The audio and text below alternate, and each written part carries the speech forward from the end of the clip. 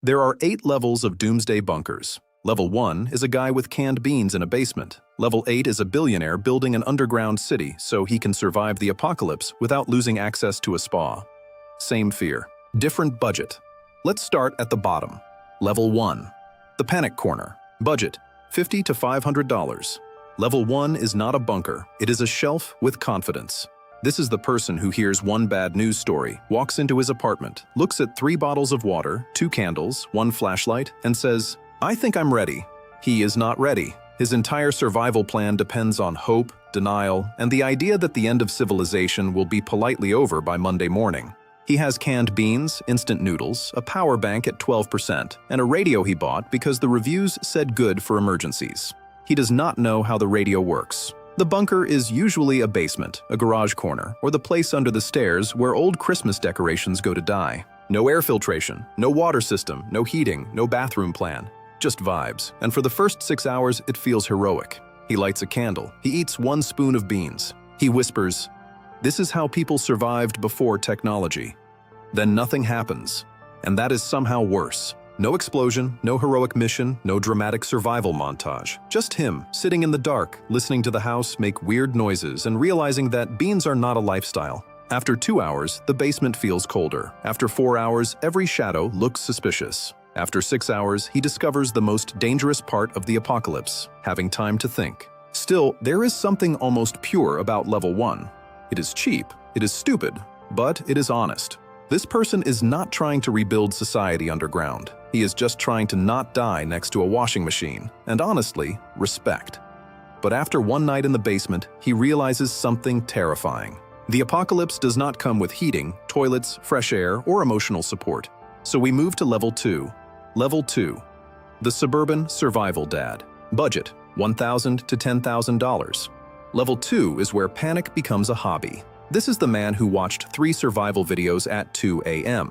and woke up the next morning with a mission. The garage is no longer a garage. It is now called the command center. There are water barrels, emergency food buckets, flashlights, batteries, walkie-talkies, first aid kits, a giant map on the wall. Nobody knows why there is a map. He has labeled every box. He owns more flashlights than close friends, and he has started using the phrase when society collapses way too casually at dinner. His family is concerned. He is proud. This level is not ridiculous because it is useless. Actually, it is much better than level 1. There is water. There is food. There is backup power. There is a plan. The problem is that the plan assumes the family will behave like trained military personnel. They will not. The kids will eat the emergency snacks on day 1. Someone will lose the batteries. Someone will ask if they can bring the PlayStation. And after 2 hours underground, everyone will hate the father's leadership style, because Level 2 prepares for power outages, food shortages, and social collapse, but somehow forgets the most dangerous survival threat of all, being trapped with your own family. So the suburban dad upgrades. He needs something stronger, something deeper, something that says, "I may be paranoid, but at least I hired a contractor." Welcome to Level 3. Level 3. The real survival bunker. Budget $30,000 to $150,000. Level 3 is the first real bunker. Not a basement, not a garage, not a shelf full of soup, an actual underground shelter. Concrete walls, steel door, air filtration, water tanks, battery backup, food storage, bunk beds. It is ugly, but it works. This is survival without decoration. Every object has a purpose. Every corner is used. The beds are uncomfortable. The lighting is depressing. The walls look like they were designed by someone who hates joy. But if disaster happens, Level 3 gives you a real chance. And for a normal person, this is already the dream. You walk inside and think, wow, this person is prepared. But then a rich person walks inside and thinks, why does the end of the world look like a budget hospital? And that is the exact moment where the bunker stops being about survival and starts being about class. Because once you have enough money to not die, the next question becomes, can I not die in better lighting? That is Level 4. Level 4. The comfortable rich shelter. Budget, $250,000 to $1 million. Level 4 is where the bunker starts getting insecure. It still says survival shelter on the invoice, but emotionally, it wants to be a second home. The beds become real beds. The kitchen becomes a real kitchen. There is warm lighting, clean flooring, proper ventilation, maybe a small office, maybe a decent bathroom, maybe even a sofa that does not feel like punishment. This person is not a billionaire. Not yet. But he has enough money to make the apocalypse slightly less humiliating. He tells people, comfort is important for morale, which is true, but it is also what rich people say when they do not want to admit they panic-bought interior design. At level 4, the bunker becomes psychological. It is not just protecting the body anymore. It is protecting the ego, because surviving is one thing. Surviving under fluorescent lights like an unpaid intern? Absolutely not. And once comfort enters the bunker, it never leaves. Because now the owner starts thinking, if I can have a real bed, why not a wine fridge? And once a wine fridge enters your doomsday plan, you are no longer preparing for the end of civilization. You are decorating it. That brings us to level 5. Level 5. The Millionaire Lifestyle Bunker.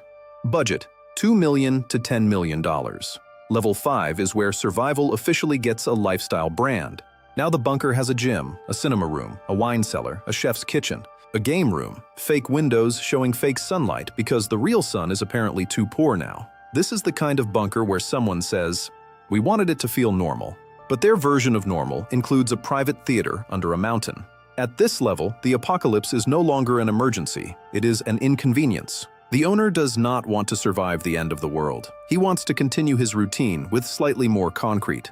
Morning workout, protein smoothie, news about society collapsing, wine tasting at 7, and honestly, this is where it becomes funny, because level 5 is afraid of chaos. But it is even more afraid of becoming average. The outside world can burn. But inside the bunker, the lighting must remain premium. The towels must remain soft. The wine must remain at the correct temperature, because if the world ends and your Cabernet is 2 degrees too warm, what was the point of surviving? But millionaires still have limits. They can buy comfort, they can buy luxury, but they cannot buy the feeling that they have personally outsmarted the future. For that, you need a tech billionaire. Level 6. The Tech Billionaire Bunker. Budget, $20 million to $100 million. Level 6 is what happens when a billionaire hears apocalypse and immediately asks, can we make it smart? Now the bunker has AI, touchscreens, private servers, biometric doors, hydroponic gardens, water recycling, medical equipment, lights that simulate sunrise, an automated voice that calmly says, good morning. The outside world is uninhabitable. Your sleep score is 82. This is not a bunker anymore. It is a startup buried underground. Every room has a dashboard. Every system has a backup system. Every backup system has a consultant. The billionaire walks around like he is giving a TED talk to the last 6 humans alive. This area produces food. This area filters water. This AI predicts social conflict. Which sounds impressive, until you realize the AI's first recommendation would probably be remove the billionaire. Because level 6 solves technical problems, air, water, energy, food, but it creates human problems. Who gets control?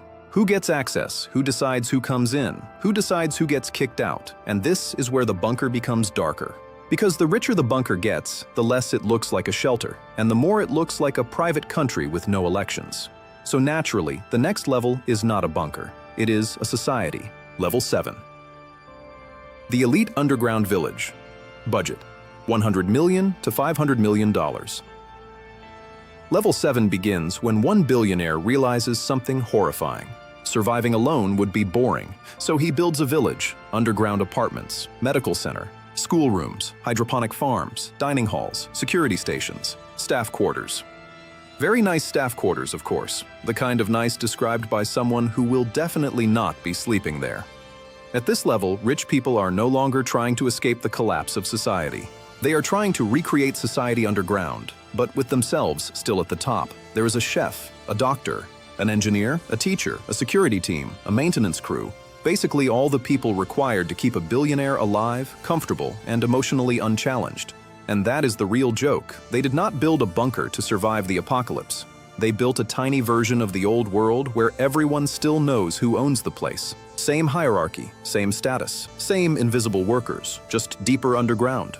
And the longer you look at it, the stranger it becomes, because level 7 is not asking, how do we survive together? It is asking, how do I keep my lifestyle after everyone else loses theirs? And there is only one level above that. The level where money stops buying safety and starts building a kingdom. Level 8.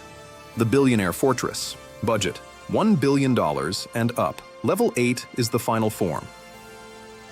The Billionaire Fortress. This is not a bunker. This is an underground empire with a security system, multiple floors, private tunnels, military-grade doors, artificial gardens, medical facilities, luxury suites, waterfalls, cinemas, gyms, pools, a garage full of cars that cannot be driven anywhere because, small detail, the surface world has ended. But it still matters, because the cars are not for driving, they are for remembering that he won. At level 8, every physical problem has been solved. Air? Filtered. Water? Recycled. Food? Grown underground. Energy? Backed up. Security? Armed. Comfort? Absurd. The outside world can collapse. The sky can turn black. Civilization can disappear. And somewhere beneath a mountain, a billionaire is still asking why the espresso machine sounds weird. But here is the problem. The bunker can protect him from radiation, from storms, from mobs, from collapse. But it cannot protect him from the one thing that follows you everywhere: yourself. Because after the doors close, there is nowhere left to escape. No private jet, no island, no luxury retreat, no quick trip to clear my head. Just concrete, screens, staff pretending everything is normal. A fake sunset on a fake window, and the slow realization that he did not build freedom. He built the most expensive basement on Earth. That is the final irony of the billionaire bunker. The poor person wants a bunker because he is afraid of dying. The rich person wants a bunker because he is afraid of living like everyone else. And the billionaire? He wants to control the end of the world. Control the air, control the water, control the doors, control the people, control the future. But the apocalypse does not care about net worth. And eventually, even the most advanced fortress becomes what every bunker has always been: a room underground. A very beautiful room, a very secure room, a room with a cinema, a pool, a private chef, and a wine cellar. But still, a room underground. He did not build the perfect place to survive the end of the world. He built the most expensive way to be alone.